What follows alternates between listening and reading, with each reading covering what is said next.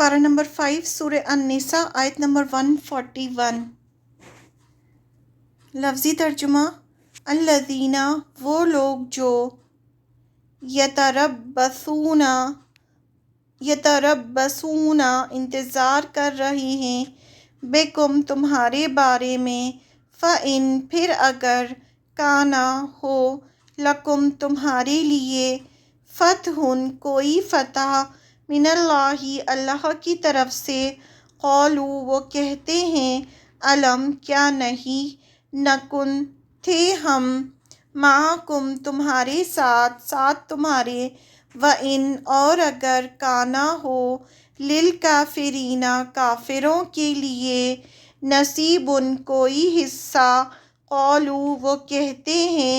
علم کیا نہیں، نستحوذ ہم غالب آنے لگے تھے،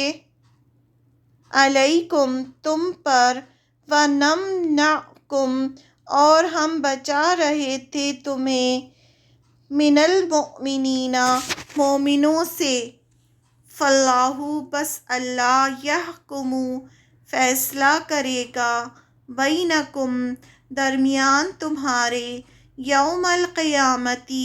دن قیامت کے، ولن اور ہرگز نہیں،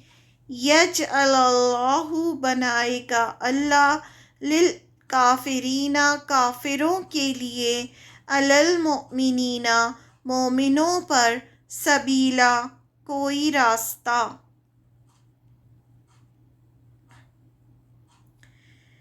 وہ لوگ تمہارا انتظار کرتے رہتے ہیں، اگر اللہ کی طرف سے تم کو فتح ملے تو کہتے ہیں کیا ہم تمہارے ساتھ نہ تھے، اگر کافروں کو فتح نصیب ہو تو ان سے کہتے ہیں کیا ہم تم پر غالب نہیں تھے اور تم کو مسلمانوں کے ہاتھ سے بچایا نہیں، یعنی جنگ کے دوران ہم تم کو مار سکتے تھے لیکن ہم نے ایسا نہیں کیا اور مسلمانوں سے بھی تمہیں بچایا، تو اللہ تم میں قیامت کے دن فیصلہ کر دے گا، اور اللہ کافروں کو مومنوں پر ہرگز غلبہ نہیں دے گا۔ اب ان کی یہ سب باتیں جو ہے اللہ تعالیٰ قرآن مجید میں بیان کر رہے ہیں تاکہ لوگوں کو پتہ چلے کہ یہ کس ذہنیت کے ہیں، اور یہ کافروں سے ملتے ہیں تو کیا کیا باتیں کرتے ہیں اور کیا کیا باتیں ہوتی ہیں ان کی، سب اللہ تعالیٰ بتا رہے ہیں قرآن مجید میں۔ کیا بتا رہے ہیں اللہ تعالیٰ کہ وہ لوگ تمہارا انتظار کرتے رہتے ہیں، یعنی یہ منافق کیا کرتے ہیں، مسلمانوں کے ساتھ بھی ہوتے تھے اور جو مسلمانوں کے دشمن ہوتے تھے ان سے بھی ملے ہوتے تھے، اگر اللہ کی طرف سے تم کو فتح ملے تو کہتے ہیں کیا ہم تمہارے ساتھ نہ تھے، یعنی جب مسلمانوں کو فتح ہوتی ہے تو کیا کہتے ہیں، ہاں ہم تو تمہارے ساتھ تھے، یعنی جو مال غنیمت ملا ہے ان سب میں ہمارا بھی حصہ ہے، ہمیں بھی دو۔ منافقین کو صرف اپنی دنیا کے فائدوں سے مطلب ہوتا ہے، اگر مسلمانوں کو فتح ملے اور مال غنیمت ملے تو وہ مسلمانوں کے ساتھ ہونے کا دعویٰ کرتے ہیں کہ ہاں ہم تو تمہارے ساتھ ہیں، ہم بھی اس میں شریک تھے، ہم نے بھی جنگ لڑی تھی۔ اب کیا ہوتا ہے، اگر کافروں کو غلبہ ملتا ہے، اگر کافروں کو فتح نصیب ہوتی ہے تو ان سے کہتے ہیں کیا ہم تم پر غالب نہیں تھے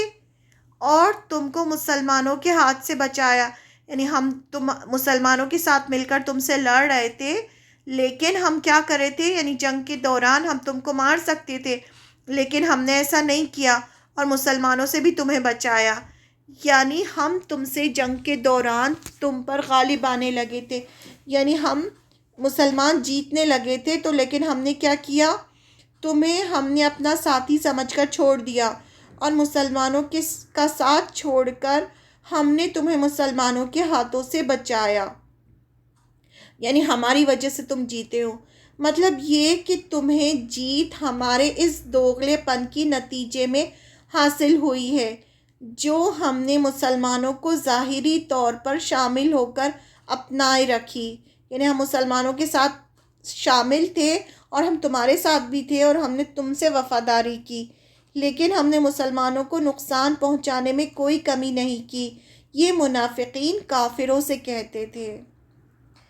اور اگر کافر جیت جائیں تو ان پر احسان جتاتے تھے کہ اگر ہم تمہاری مدد نہ کرتے تو تم کبھی نہیں جیت سکتے تھے، لہٰذا اب ہمیں ہماری خدمات کا مالی حصہ دو۔ یعنی ان سے بھی مانگتے تھے، اور اگر وہ جیت جاتے تھے تو ان سے بھی مانگتے تھے کہ تم ہماری وجہ سے جیتے ہو۔ ان پر احسان جتاتے تھے کافروں پر کہ ہماری وجہ سے تم جیتے ہو، ہمیں حصہ چاہیے۔ اور ادھر مسلمان اگر جیتتے تھے تو ان کے ساتھ تو ویسے بھی ہوتے تھے شامل کہ ہاں ہم تو تمہارے ساتھ ہیں، ہمیں حصہ چاہیے۔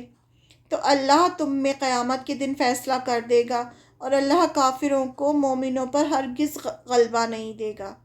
یعنی جب اللہ تعالیٰ قیامت کے دن فیصلہ کریں گے تو کیا ہوگا؟ مومنوں کے لیے جنت ہوگی اور کافروں کے لیے جہنم ہوگی۔ اور ان منافقین سے بھی کہا جا رہا ہے، کیونکہ یہ بھی کفر کرتے تھے، کہ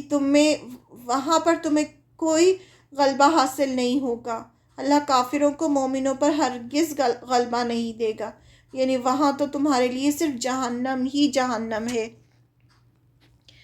پھر اسی کی نیکسٹ آیت ہے آیت نمبر 142 پارہ نمبر 5 سورہ النساء۔ بسم اللہ الرحمن الرحیم۔ اللہ تعالیٰ فرماتے ہیں انا بے شک المنافقین، منافقین، یخادعون وہ دھوکہ دیتے ہیں اللہ کو، وہو حالانکہ وہ خادعہم حالانکہ دھوکہ دینے والا ہے انہیں، اللہ کو حالانکہ وہ انہیں دھوکہ دینے والا ہے۔ یعنی اللہ تعالیٰ پھر انہیں بتائے گا، وہ اللہ کو دھوکہ دے رہے ہیں، اللہ تعالیٰ انہیں بتائے گا۔ وَإِذَا اور جب قاموا وہ کھڑے ہوتے ہیں، إِلَى الصَّلَاةِ پھر نماز کے، قاموا وہ کھڑے ہوتے ہیں، کسالى انتہائی سستی سے، یراؤون وہ دکھاوا کرتے ہیں، الناس لوگوں کو، ولا اور نہ، یذکرون وہ یاد کرتے ہیں، اللہ کو،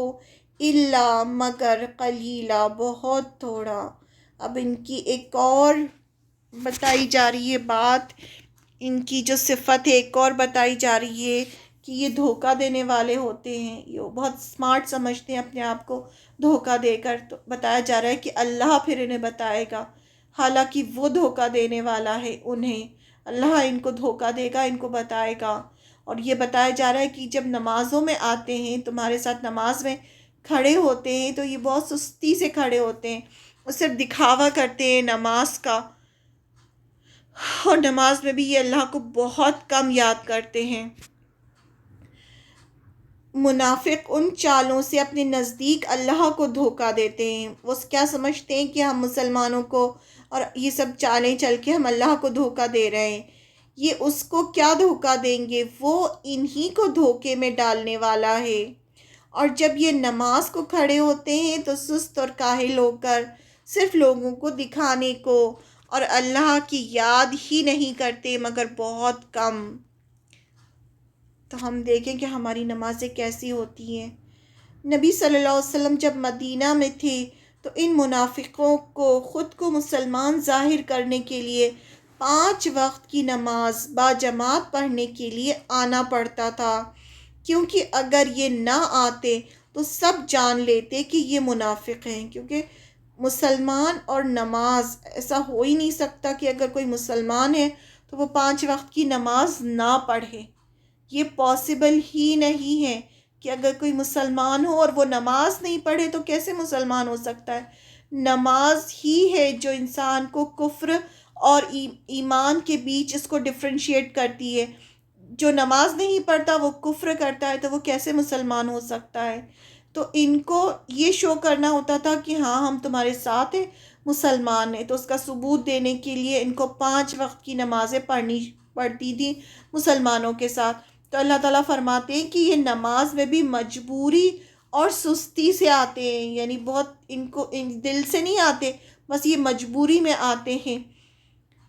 یعنی یہی وجہ تھی کہ عشاء اور فجر کی نماز بطور خاص ان پر بہت بھاری تھی، جیسا کہ نبی صلی اللہ علیہ وسلم کا فرمان ہے، منافق پر عشاء اور فجر کی نماز سب سے بھاری ہوتی ہے۔ اور نماز میں بھی اللہ کو کم ہی یاد کرتے ہیں۔ نماز پڑھ کر ایسے بھاگتے تھے جیسے قیدی کو رہائی مل گئی ہو۔ یہ نماز بھی وہ صرف ریاکاری نے دکھلانے کے لیے پڑھتے تھے تاکہ مسلمانوں کو فریب دے سکے۔ یہ نماز جو پڑھتے تھے صرف دھوکہ دینے کے لیے، تو کس کو دھوکہ دے رہے تھے؟ اللہ کو، مسلمانوں کو۔ اللہ کا ذکر، اللہ تعالیٰ فرماتے ہیں اللہ کا ذکر تو نام کے لیے کرتے ہیں یا نماز مختصر سی پڑھتے ہیں۔ جب نماز اخلاص یعنی خالص نیت، خشیت الہی یعنی اللہ سے ڈر کر کھڑا ہونا اور خشوع سے خالی ہو، یہ سب چیزیں جس نماز میں نہ ہو تو اطمینان سے نماز کی ادائیگی نہایت گرا ہوتی ہے۔ بہت مشکل ہوتا ہے پھر کہ کوئی جو ہے وہ اطمینان سے نماز پڑھے۔ اس لیے بس یہ جلدی جلدی نماز پڑھ کے اور بھاگتے تھے بس، کیونکہ ان کو پڑھنا تو ہوتا نہیں تھا، دل سے تو پڑھنے آتے نہیں تھے، وہ دل سے تو اللہ کے سامنے کھڑے نہیں ہونا چاہتے تھے، وہ تو صرف دکھاوا کرتے تھے۔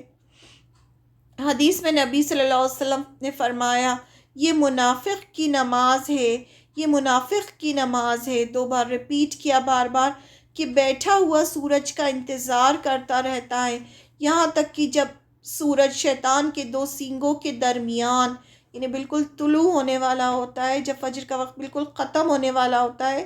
تو اٹھتا ہے اور 4 ٹھونگے ٹکرے مار لیتا ہے، یعنی بس جلدی جلدی سجدے کرتا ہے۔ یہ نماز پڑھتے ہیں منافق جو ہوتے ہیں، منافقوں کی ایسی نماز ہوتی ہے۔ منافق سمجھتے ہیں کہ وہ اللہ کو اور مسلمانوں کو دھوکہ دے رہے ہیں، لیکن اصل میں وہ خود کو دھوکہ دے رہے ہوتے ہیں جن کی انہیں سمجھ ہی نہیں ہوتی۔ تو یہ اور ایک منافقت کی جو بات ہے وہ اللہ تعالیٰ نے اس آیت میں بتائی۔